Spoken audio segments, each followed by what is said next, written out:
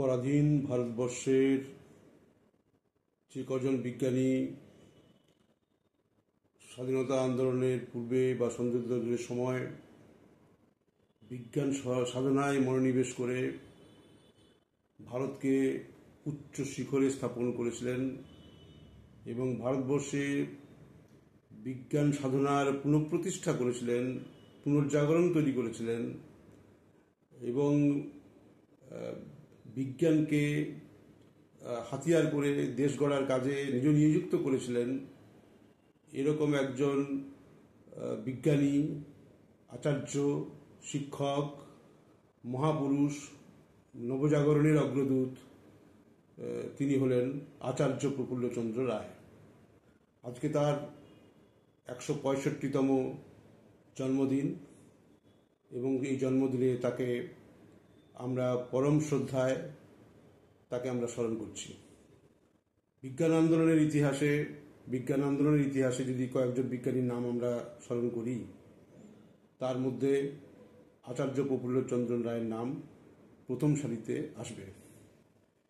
তিনি শুধু একজন বিজ্ঞান সাধক হিসেবে সারা পৃথিবীতে ভারতকে তুলে ধরেছেন তা নয়, তিনি ভারতবর্ষের স্বাধীনতা সংগ্রামে তার ল্যাবরেটরিতে, গবেষণাগার থেকে তিনি ছুটে গেছেন সভার পর সভা। যখন রাওলাট অ্যাক্টের বিরুদ্ধে দেশবন্ধু সভা ডাকছেন, সেখানে তিনি সভাপতিত্ব করছেন।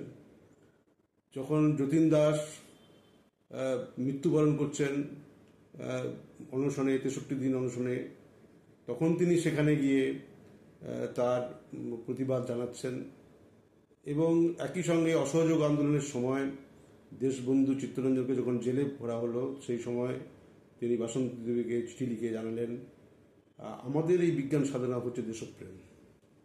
রবীন্দ্রনাথ ঠাকুর স্বাভাবিক কারণেই তার 70তম জন্মদিনে একটি গুরুত্বপূর্ণ বক্তব্য তিনি হাজির করেছিলেন আমাদের সামনে, যে তিনি এমন একজন সাধক, তার সঙ্গে বললেন যে উপনিষদে কথিত আছে, যিনি এক, তিনি বললেন আমি বহু হব।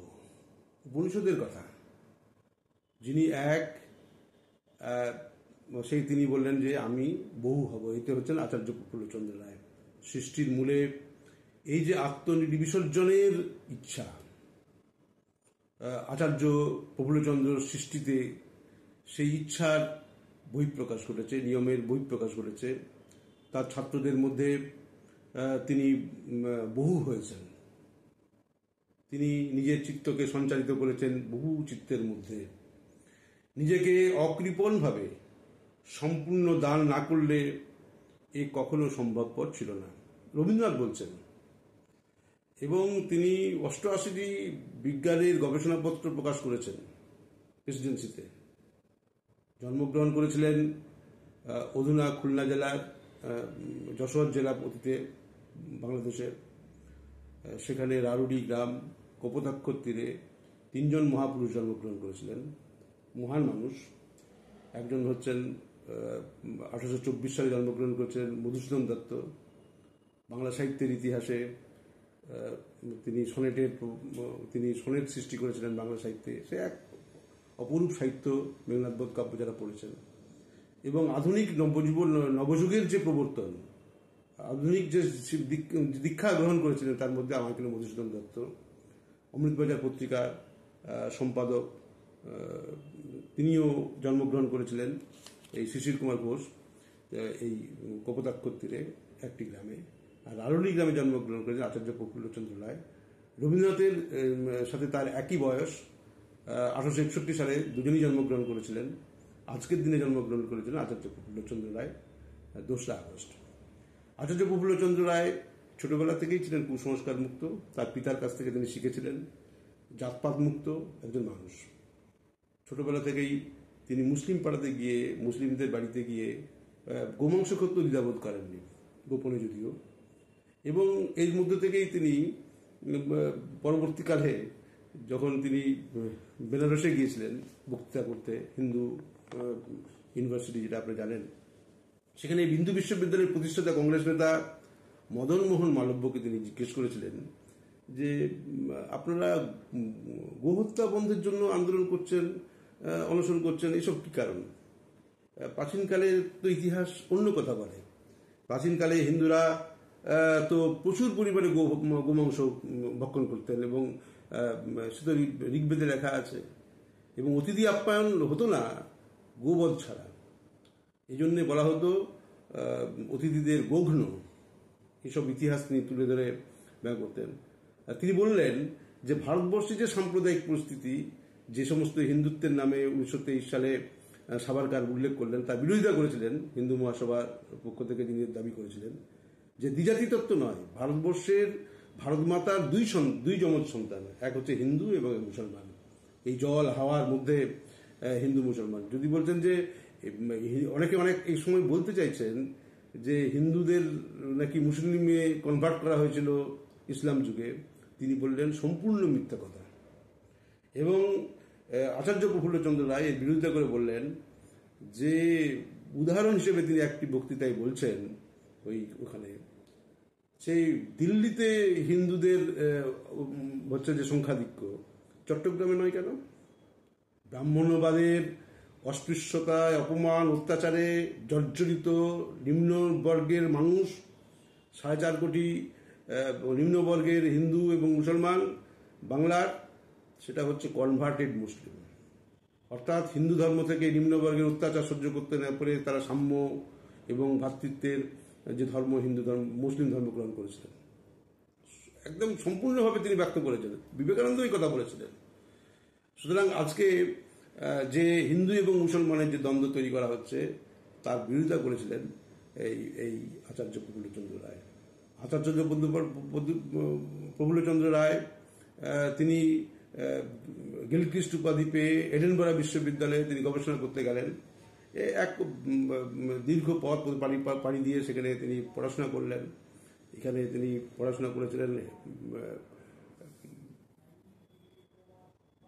কেশবচন্দ্র সেনের স্কুলে। তারপরে তার আগে তিনি পড়াশোনা করেছেন হেয়ার স্কুলে, ডেভিড হেয়ার, আপনারা জানেন, বঙ্গবন্ধু। এবং সেখান থেকেও তিনি কুসংস্কারের বিরুদ্ধে তিনি ছিলেন খড়গহস্ত এবং তিনি তার বক্তব্য রাখতেন। তিনি সতীদাহ প্রথা পরবর্তীকালে সবচেয়ে বড় কাজ ছিল হচ্ছে বিধবা বিবাহ। সেই বিধবা বিবাহের সমর্থক ছিলেন। হরিশ্চন্দ্র বলেছেন, আমি প্রফুল্লচন্দ্রের যদি বিবাহ আমি কোনো বিধবার সাথে দিলে সবচেয়ে খুশি হব। এবং তিনি তার আত্মজীবনীতে এই কথা লিখেছেন। এবং আচার্য প্রফুল্লচন্দ্র রায় বিধবা বিবাহ, বাল্যবিবাহ প্রতিরোধের জন্য তিনি সোচ্চার হয়েছিলেন। একই সঙ্গে তিনি পণ প্রথার বিরুদ্ধে ছাত্রদের বলতেন, পণ প্রথা, ডাউরি সিস্টেম, তার বিরোধিতা করতে তিনি ভর্ৎসনা করতেন। এইরকম আচার্য প্রফুল্লচন্দ্র রায়। তিনি ছিলেন আধুনিক বিজ্ঞান সাধনা যুক্তিবাদের। রামতনু লাহিড়ী ছিলেন তার বাবার শিক্ষক, ইয়ং বেঙ্গল দলের অগ্রনায়ক, সংগ্রামী নায়ক। এইরকম একটি মানুষ বাংলার বুকে আমাদের বিজ্ঞান সাধনায় শুধু না, সাংস্কৃতিক চেতনায়। তিনি বললেন যে শুধুমাত্র কৃষি ব্যবস্থার উপর নির্ভর করে থাকলে হবে না, আমাদের শিল্পের দিকে এগোতে হবে। তিনি সেখান থেকে বললেন যে শিল্পে এগোতে গেলে, বাণিজ্যে এগোতে গেলে বাঙালিকে উদ্যোগী হতে হবে। এবং বাঙালিকে ভর্ৎসনা করতেন যে শিল্পে না আসার জন্য। তিনি বেঙ্গল কেমিক্যাল স্থাপন করলেন, নতুন নতুন ওষুধ আবিষ্কার করে সেখানে ওষুধ তৈরি করতে শুরু করলেন। সালফিউরিক অ্যাসিডের ব্যবহার, সালফিউরিক অ্যাসিড তৈরি করতে শুরু করলেন। আধুনিক শিল্পোদ্যোগী তৈরি করার জন্য, বাঙালিকে বাণিজ্যে ব্যবসা করার জন্য তিনি উৎসাহিত করেছিলেন। এরকম একজন বিজ্ঞানী। শুধু গবেষণার মধ্যে হিন্দু রসায়ন, তার ইতিহাস তিনি লিখেছেন। সে ঐতিহাসিক পুস্তক সারা পৃথিবীতে আদৃত হচ্ছে। একই সঙ্গে তিনি দেশের মধ্যে বিজ্ঞান চর্চা এবং কুসংস্কার মুক্তির যে সংগ্রাম, বিজ্ঞান আন্দোলন, তার হাত দিয়ে অনেকখানি আমরা অগ্রবর্তী হতে পেরেছি।